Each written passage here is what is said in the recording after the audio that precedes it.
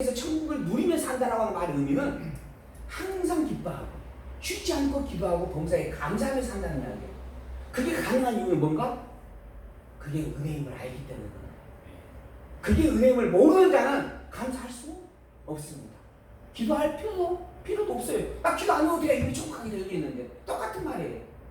그러나 진정으로 그게 은혜라고 하는 것을 알면 기도 안 할 수가 없는 거예요.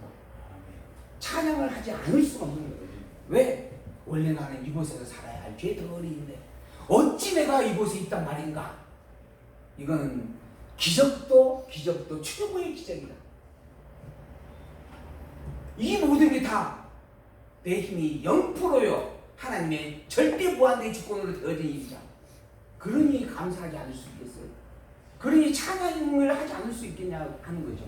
감사와 찬양이 끊어질 수 없는 것. 그래서 항상이에요. 천국은. 항상 쉬지 않고 기도할 수밖에 없는 것. 사실 쉬지 않고 기도한다라고 하는 것만큼 힘든 게 있겠어요?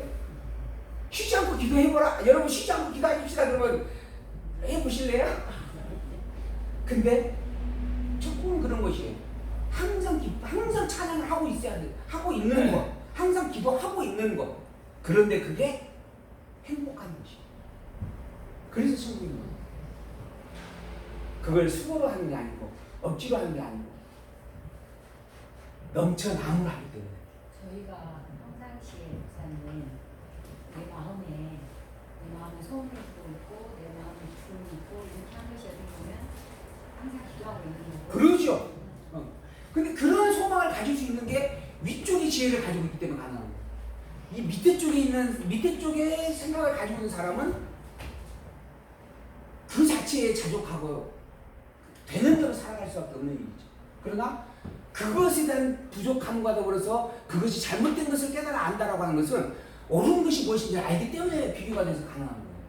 그러니까 위쪽의 지혜가 내가 감당을 못하지만 위쪽의 지혜가 무엇인지 아는 것이기 때문에 가능한 거예요. 곧 그거는 돌이킬 수 있는 힘을 갖게 되고 회개를 하게 되어지고 그 영생과 구원을 이루기에 합당한 그러한 능력이 되어진다라고 하는 겁니다.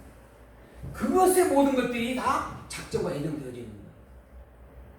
아무리 다 살아야 된다라고 하는 말이 아닌 거예요. 그래서 내게 그러한 것들이 있으니 확인되어질 때마다 그것을 정하신 하나님이 감사합니다라고 노래할 수밖에 없는 거예요. 이게 작정이고 예정이에요. 근데 예정을 가리키면 교회 성도들이 교회를 안 한대요.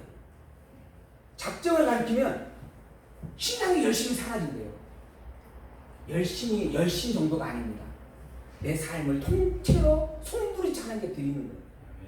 그게 작정이고 예정을 아는 거예요. 그러니 작정과 예정을 가르치야 정상이죠. 문제는 그럼 왜 이런 현상이 생길까요? 작정과 예정을 잘못 가르쳐서 그래요. 작정과 예정의 의미를 잘못 헤아리고 그것을 잘못 가르치고 잘못 적용하기 때문에 그래서 많은 교회들이 예정을 안 가르칩니다. 제가 아는 장로님 한 분 계시는데 제가 청년 때부터 그게 다녀가지고 저를 가르쳤던 교사로서의 선생님이신데 지금도 제가 한 번씩 봬요. 근데 그분이 그 당시 안수집사였다가 지금 장로님이 되셨어요. 그것도 이제 본교회에서 못하고 다른 교회로 가셔서 장로님이 되셨더라고요. 근데 어쨌든 한 번씩 가서 뵙고 인사를 나누고 식사도 함께 하는데 그분한테 제가 이런 이야기를 해요. 그랬더니 어느 순간 교회에서 예정론을 가르치는 교회가 없어. 예정론을 가르치면 안 된대. 목사님 그렇게 말씀하시던데? 하고 이야기를 해요. 아니 성경에 있는 말씀인데 왜 1.1도 더하거나 덜하지 말라 했는데 그분을 가르치지 말라 할까요? 조금 이상한데요? 그렇게 가르치면 교회가 안 되기 때문에 우리도 교회가 안 될까 염려되어서 제가 열심히 가르칩니다. 저는 열심히 가르쳐요. 되든 안 되든 사실 저는 별 그곳에 관심이 없어서 오직 그냥 성경이 무엇인지만 정확하게 알아갔으면 좋겠다라는 생각을 제가 가지고 있어서 있는 대로 저는 가르칩니다. 창세된 그리스도 안에서 우리를 예정하셨고 예정하신 그 그리스도에 대한 승리가 이 땅에 태어나서 살아가는 나에게 적용되어졌다.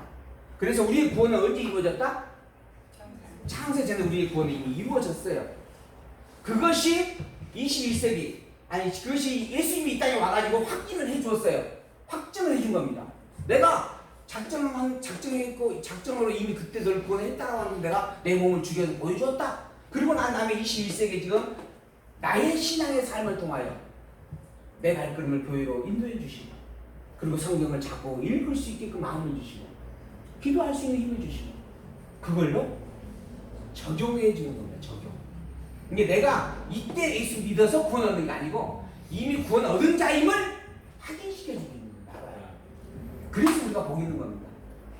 이때 내가 믿었어. 그러니까 잘 믿었다라고 하는 것 때문에 내가 천국 가. 근데 살다 보면은 삶이 얼마나 힘듭니까?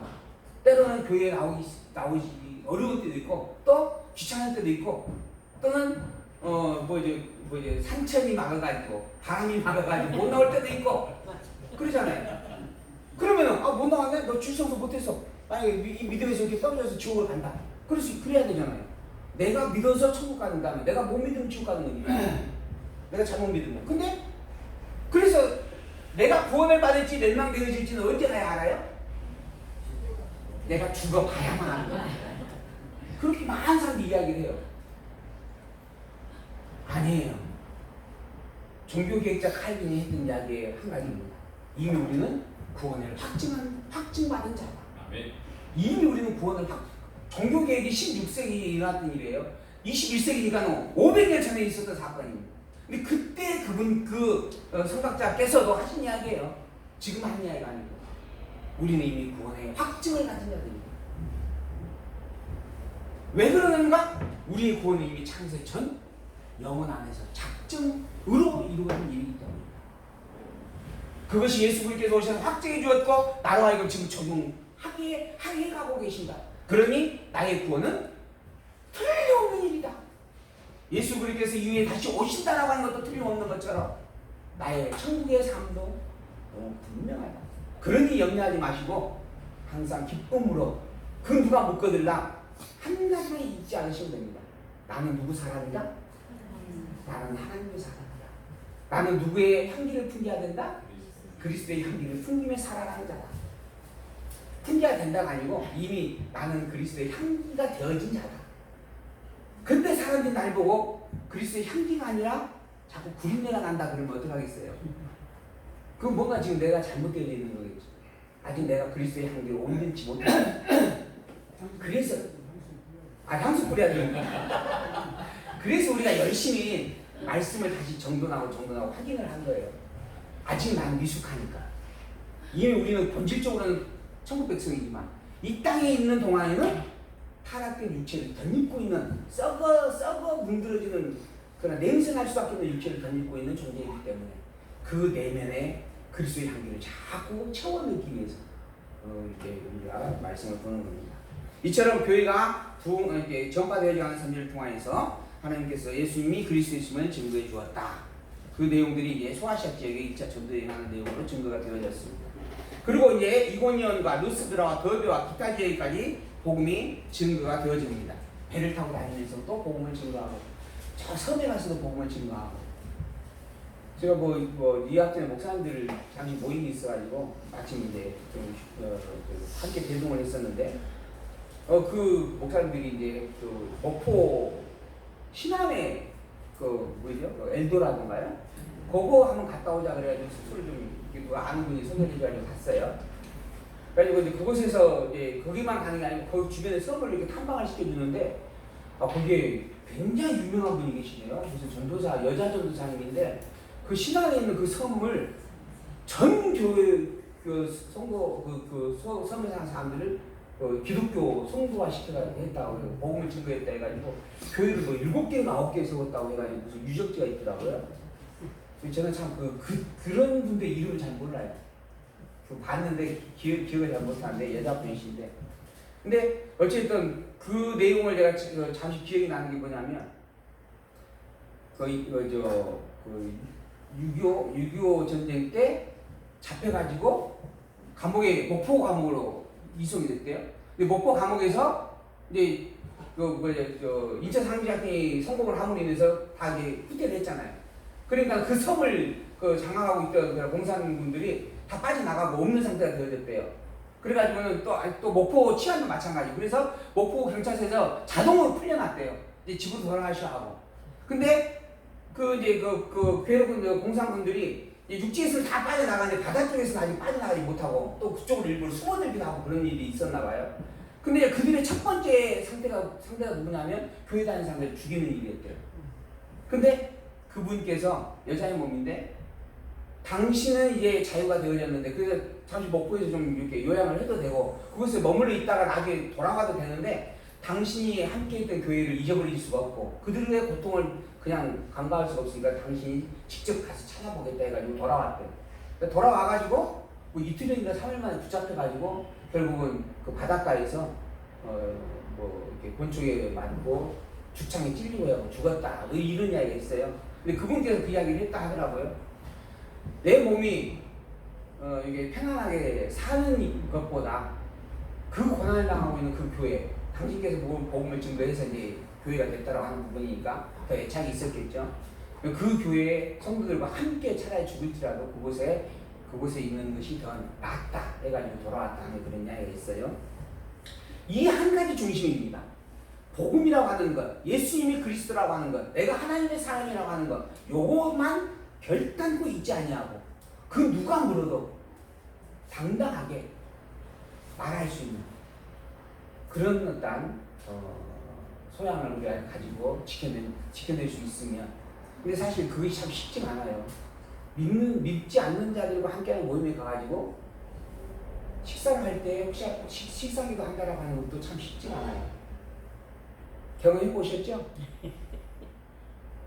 근데 그것도 한 번 시작하면 또 아주 쉬워져요. 처음에 참 고민스럽고 망설여지는 부분들이 있어요. 근데 사실 그건 당당한 권리입니다. 내가 누구라고 하는 걸 드러내는 하나의 삶의 방식일 뿐인 거예요. 믿지 않는 사람들이 뭐 술자리에 함께하고 또는 뭐 이렇게 뭐 모임에 함께하고 하는 것처럼 믿는 자로서 나는 이런 사람이다라고 드러내는 하나의 모습들일 뿐이라고 하는 거예요. 그럼 당당하게 드러낼 필요가 있는 거죠. 혹여 이제 우리 아들님 같은 경우는 아빠가 좀 믿어주지 못해서 어디 가가지고 우리 아빠 아니야라고 할지는 모르지만 자신이 있으면 당당히 이야기할 수 있잖아요. 이분이 내 아빠다. 우리 아들은 아빠가 해주니까 내가 하는 이야기입니다. 안 한다는 것이 아니고. 자, 이런 부분에 있어서 어쨌든 계속 돌아다니면서 복음을 증거하며 살았다라고 하는 것. 그런데 이 과정에서 한 가지 문제가 발생합니다. 그게 이제 교리 문제예요. 그러니까 교리로서 발전하는 게 아니고 바울과 바나바가 이제 복음을 증거하는 과정 속에서 유대인들이 나타나서 할례에 대한 문제를 제기하는 겁니다. 그게 이제 15장에 있는 말씀이에요. 그래서 이 할례에 대한 문제를 가지고 어떻게 하면 좋을까 하고 이제 그걸 의견을 나누기 위해서 사도들이 다 모임을 갖습니다. 이게 제 1차 예루살렘 총회예요. 이게 사도들이 다 예루살렘에 모여서 집결을 했어요. 그리고 밤새도록 토론하는 겁니다. 나는 이렇게 생각한다. 나는 이런 말씀에 근거해서 이건 이렇게 했으면 좋겠다. 라고 자기 의견들을 이야기하는 거예요. 이게 토론입니다. 그리고 그런 의견들을 서로 다 집결을 하여서 그 중에 가장 하나님께서 주신 말씀, 즉 그리스도 예수께서 주신 말씀에 무엇이 합당한가라고 하는 것을 살피는 거예요. 그리고 결론을 내리는 겁니다. 근데 그 내리는 결론이 바로 교리가 되어져요. 이 교리란 성경의 근본입니다. 즉 예수 그리스도께서 하신 말씀, 예수님께서 가르쳐 주신 말씀, 하나님의 말씀, 또한 그 예수님께서 가르쳐 주신 말씀, 이런 말씀들이 근거예요. 이 말씀에 빗대어서 그 말씀에 적용하는 부분에 가장 합리적인 것이 무엇일까라고 하는 것을 살피는 거예요. 이것까지는 말씀이 없으니까. 그거 살펴가지고 이것을 모두에게 알려주면 이게 교리가 되는 거예요. 근데 이 교리는 시기와 상황에 따라서 환경에 따라서 달라질 수 있어요. 그래서 바울이 디모데를 가서 할례를 시킵니다. 근데 나중에 마간가요? 할례를 해야 되는데 오히려 너는 할례 받지 말라 그래요. 이게 상황에 따라 달라지는 거예요. 이게 할례를 해야 되는 것이 무조건 옳다? 아니에요. 할례를 할 수도 있는 거예요. 나 할례를 또 할 필요도 없다라고 말할 수 있는 거예요. 이게 교리입니다. 근데 한 번 딱 정해놓고 무조건 해야 된다? 아니, 할례를 해야 된다? 이걸 이야기를 했는데 이것이 이제 절대시 되어져 버려요. 그리고 절대시 되어져가지고 이게 할례할 필요가 없다라고 하는 성경의 말씀이 있는데도 불구하고 아니야, 무조건 할례를 해야 돼. 이렇게 가버려요. 교리가 성경을 넘어서 버리는 겁니다. 이걸 교리의 절대화라고 이야기하거든요. 이 교리가 플러스 알파가 되어져 가지고 장로의 유전이 있습니다. 장로의 유전. 거기에다가 교황의 서신이 있습니다. 이게 지금 도덕경이라고 하는 그런 교리서들이 나오게 되거든요. 근데 이러한 것들이 이제 하나의 기준이 되어져 가지고 이게 성경보다 앞서는 거예요. 성경은 점점 어렵다라고 문 닫아버리고 이러한 것들 조항으로 줘가지고 이 조항을 가지고 항상 암송하에 지키게 해버리는 겁니다. 주객이 전도돼버려요. 그리고 이 교리에 대한 부분을 가지고 성도들 농락을 합니다. 천국 가고 싶으냐? 면접을 사라. 면접을 사야만 천국 갈 수 있다. 이게 교리예요. 그렇게 교리를 만들었어요. 그러고 난 다음에 그 교리를 선포를 합니다. 그러니까 이제 성도들은 이 면접을 돈 주고 사야만 천국 갈 수 있겠구나. 그렇게 알아요. 성경을 살피는 게 아니고 가르치는 것만 가지고 아는 겁니다. 요즘 교회 성도들도 그런 문제가 있어요. 목사님들이 교회에서 열심히 성경을 말씀을 가르쳐요. 근데 우리 목사님 말씀이 최고다.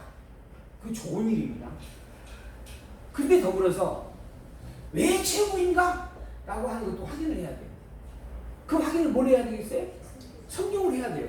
근데 성경은 안 보고 아니야 우리 목사님 그냥 목사님이 당신만 믿으면 된다 했어. 당신만 믿으면 무조건 다 천국 간다 그랬어. 그러니까 목사님만 믿고 따라가면 돼.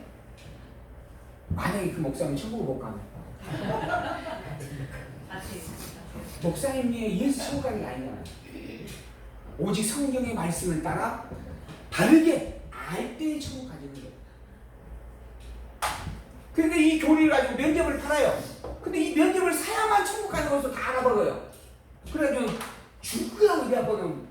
그래서 뭐죠? 그 연복계에다 따지고 연복계 동전이 하나 떨어질 때 떨어지는 짤랑거리는 소리에 의해서 연옥에 있는 너의 조상이 천국으로 옮겨간다. 이런 이야기를 믿고 사는 거예요. 그게 중세시대 사람들이었습니다. 이런 일이 왜 생겼는가? 이 말만 듣고 가르치는 자의 말만 듣고 근본의 성경을 보지 않았기 때문입니다. 근데 이들은 변명거리가 있어요. 무슨 변명거리? 이때에는 그들이 볼 수 있는 성경이 없었어요. 오직 교황청에만 성경이 있었어요. 파피루스에 기록이 되어가지고 그 성경 하나하나 찾아내고 읽어주는 게 너무 힘들었어요. 근데 하나님께서는 이 핑계를 대지 못하게 하시려고 14세기에 문의 부흥을 일으킵니다. 거기에 인쇄술을 발달시켜버립니다.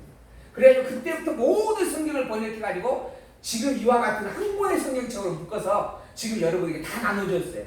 뭐 나눠준 건 아니죠. 여러분들 돈 주고 샀으니까. 그러나 여러분이 다 가지고 있게 되어졌어요. 성경을 못 봤다? 성경을 모른다? 누구 책임이에요 이제?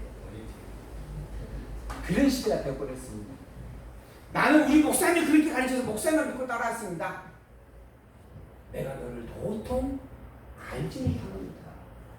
내가 너를 전혀 내가 너를 알지 못한다. 이곳에 있을 수 없는 자다. 가서 지옥으로 간다. 그게 예수께서 복음서에 하신 이야기입니다. 자, 어쨌든 이러한 부분의 문제가 시작되어지는 내용입니다. 그게 교리에 대한 문제입니다. 이게 할례에 대한 내용과 변론에 대한 부분인데 이 부분은 다음 시간에 이어서 살펴보도록 하고 오늘 시간 마치도록 하겠습니다.